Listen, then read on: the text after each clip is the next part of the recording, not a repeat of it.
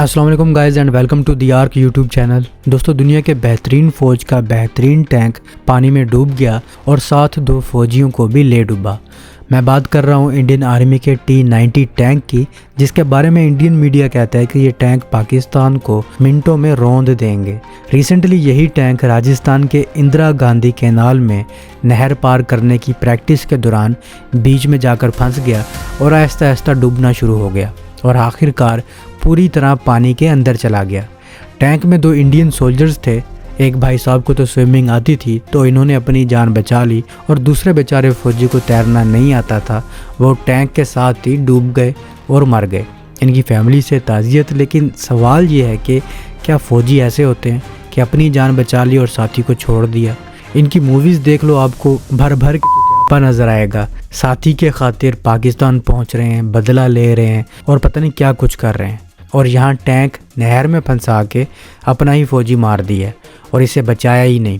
کئی گھنٹوں بعد اس کی لاش نکالی گئی، اور ان کا پروفیشنلزم چیک کرو کہ ٹینک نہروں میں ڈبوئے جا رہے ہیں۔ کیا کبھی آپ نے پاکستان کی ایسی کوئی نیوز سنی ہے؟ نہیں سنی ہوگی، اور انڈیا میں یہ پہلی بار نہیں ہوا۔ 2023 میں مہاراشٹرا میں ٹینک ندی میں بہہ گیا تھا، 2021 میں برج ٹوٹنے سے ٹینک کھائی میں جا گرا تھا، اور مجھے لگتا ہے کہ انڈین آرمی نے نیا ٹریننگ ماڈل اپنایا ہے۔ پہلے انڈین فوجی خودکشی کرتے تھے، اب انڈین ٹینکس بھی سوسائڈ کر رہے ہیں۔ ریسنٹلی تیجو لال بھی پرلوک سدھار گئے تھے۔ یہ چل کیا رہا ہے؟ ویسے تو تم لوگ دنیا کی بہت بڑی طاقت اپنے آپ کو سمجھتے ہو، جو کہ بالکل بھی نہیں ہو، بس اپنی ایک خود کی بنائی ہوئی دنیا میں رہتے ہو، اور اصل میں یہ حال ہے تمہارا۔ انڈینز کو مشورہ ہے کہ پاکستان پر توجہ دینے کی بجائے اگر اپنے آپ پر توجہ دی ہوتی تو یہ حال نہ ہوتا۔ تم لوگوں کو دن رات ایک ہی کام ہے کہ پاکستان نے یہ کیا، پاکستان نے وہ کیا، اور اب تو تمہارے ریلوے لائنز کی ٹریک پر افغانی بھی آ کر تمہارے ساتھ مل کر خواب دیکھنے لگے ہیں۔ دوستو، چیز اگر کمال کی بنائی ہو تو دنیا کی سب سے بڑی سپر پاورز بھی گھٹنے ٹیک کر آپ کی نقل کرنے پر مجبور ہو جاتی ہے، اور یہی کام ہوا ہے ایران کے شاہد 136 ڈرون کے ساتھ۔ جیسا کہ آپ جانتے ہیں کہ یہ ڈرون روس اور یوکرین وار میں مشہور ہوئے تھے، جب روس نے کافی تعداد میں یہ خودکش ڈرون ایران سے خریدے تھے اور یوکرین کے خلاف انہیں دھڑا دھڑ جنگ میں استعمال کیا اور کافی فائدہ بھی اٹھایا۔ پھر روس نے اس ڈرون کی اہمیت کو سمجھتے ہوئے ایران سے اس کی ٹیکنالوجی لی اور روس میں ہی جیرن 2 کے نام سے ڈرون بنانے لگ گیا۔ اس مشہور ڈرون کو پھر چین نے بھی نقل کیا، جو کہ لونگ M9 ڈرون ہے، اور اب امریکہ نے بھی پہلی بار ایک ایسی یونٹ تیار کر لی ہے جو ایرانی شاہد 136 جیسا ڈرون استعمال کرے گی، لیکن اپنا بنایا ہوا۔ اس ڈرون کا نام رکھا گیا ہے لوکاس، یعنی سستا خودکش حملہ کرنے والا ڈرون۔ یہ یونٹ مشرق وسطیٰ میں تعینات کر دی گئی اور اس کا نام ہے ٹاسک فورس اسکارپین اسٹرائک۔ اس میں صرف 20 سے 25 فوجی ہیں، لیکن ان کے پاس بہت بڑی تعداد میں یہ سستے ڈرونز موجود ہیں۔ ایک امریکی افسر کا کہنا ہے کہ ایران نے برسوں تک شاہد ڈرون سے اسرائیل اور دوسرے ملکوں کو پریشان کیا ہے۔ اب ہم نے وہی ڈرون اپنی طرف سے بنا لیا ہے، اب پلڑا الٹ گیا ہے، اب ایران کو بھی اپنا دفاع مہنگا پڑے گا۔ سوال یہ ہے کہ امریکہ نے یہ ڈرون کیسے بنایا؟ دراصل امریکہ کے ہاتھ ایک اصلی ایرانی شاہد 136 لگ گیا تھا۔ اسے مکمل طور پر کھولا گیا، دیکھا گیا، پھر اس کی ریورس انجینئرنگ کی گئی اور اس کی نقل تیار کر لی گئی۔ شکل، سائز، پرواز کا طریقہ سب کچھ شاہد جیسا ہی ہے۔ ایک لوکاس ڈرون کی قیمت صرف تقریباً 35 سے 40 لاکھ روپے ہے، جبکہ وہی کام کرنے والا امریکی کروز میزائل 50 کروڑ روپے سے بھی زیادہ کا پڑتا ہے۔ یعنی ایک میزائل کی قیمت میں 100 سے زیادہ لوکاس ڈرون بن سکتے ہیں۔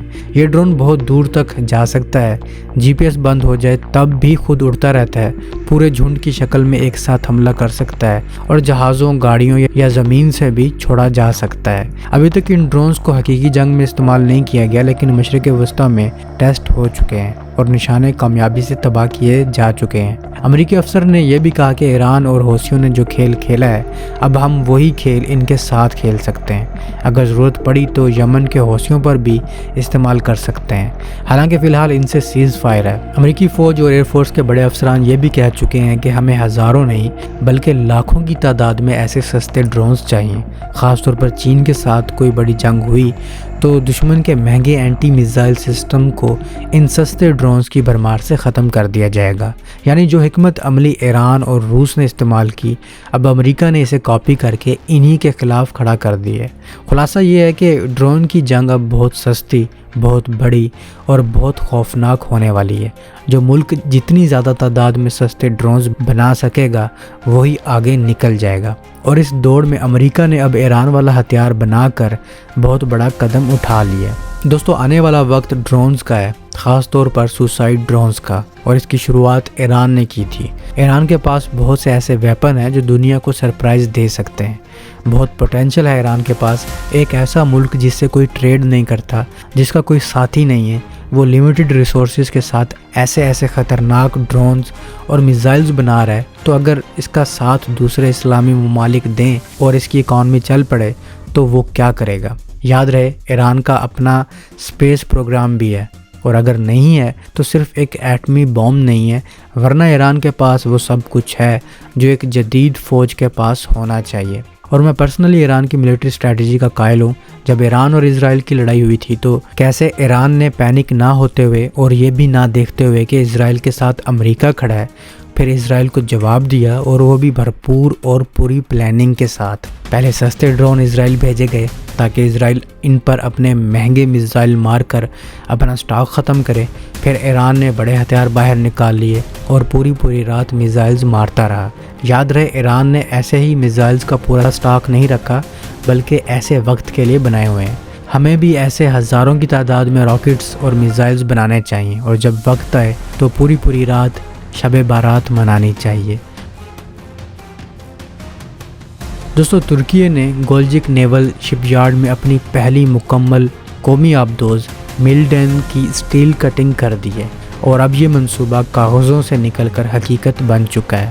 یہ آبدوز 2700 ٹن کی ہوگی، لمبائی 80 میٹر سے زیادہ ہے، اور اس میں ترکی کا خود کا بنایا ہوا air independent propulsion AIP system لگے گا، جو میتھانول ریفارمنگ اور PEM فیول سیل پر چلے گا، اور اس کا مطلب ہے کہ یہ ہفتوں تک پانی کے اندر چھپ کر دشمن کے سامنے سے گزر سکتی ہے۔ سانس لینے سطح پر نہیں آئے گی، اور اس کی آواز اتنی کم ہوگی کہ جدید سونار بھی اسے نہیں پکڑ سکیں گے۔ ہتھیاروں میں 8 بڑے 533 ملی میٹر ٹیوب ہوں گے، جس میں ایکیا بھاری ٹارپیڈوز، 220 کلومیٹر سے زیادہ مار کرنے والا ایٹماکا اینٹی شپ میزائل، اور مستقبل میں گیزگن لینڈ اٹیک کروز میزائل بھی شامل ہوگا۔ یعنی سمندر سے بیٹھ کر زمین کے اندر بھی تباہی مچا سکتی ہے۔ سونار، کامبیٹ سسٹم، لیتھیم آئن بیٹریاں، سب کچھ ترکی نے خود بنایا ہے۔ اب ترکی کے لیے جرمن یا امریکہ کے آگے ہاتھ پھیلانے کی ضرورت ختم ہو چکی ہے۔ اسی کے ساتھ استنبول نے TF-2000 ایئر ڈیفنس ڈسٹرائر بنانا بھی شروع کر دی ہیں۔ رومانیہ کو پہلا ترک کارویٹ ایکسپورٹ ہو رہا ہے، اور $6.5 بلین کا سٹیل ڈوم ایئر ڈیفنس نیٹ ورک بھی بن رہا ہے۔ اب مشرقی بحیرہ روم، بحر اسود اور ترکی اسٹریٹس میں ترکی کی مرضی کے بغیر پتہ بھی نہیں ہل سکے گا۔ نہ یونان کی ہمت ہوگی، نہ اسرائیل کی، نہ فرانس کی، اور نہ ہی کسی اور کی۔ یہ وہی ترکی ہے جو 20 سال پہلے جرمن سب میرینز مانگتا پھرتا تھا۔ آج وہی ترکی خود آبدوزیں بنا رہا ہے، نیٹو ممالک کو ویپنز بیچ رہا ہے، اور اپنے سمندر پر مکمل حکمرانی قائم کر رہا ہے۔ یہ کوئی چھوٹا قدم نہیں، یہ ترکی کی سمندری خود مختاری کا کھلا اعلان ہے۔ اللہ ترکی کو مزید طاقت دے اور امت مسلمہ کو بھی ایسی بیداری عطا فرمائے۔ تو اب تک کے لیے اتنا ہی، ملتا ہوں نئی ویڈیو میں، تب تک کے لیے اپنے ہوسٹ بلال کو اجازت دیجیے۔ اللہ حافظ۔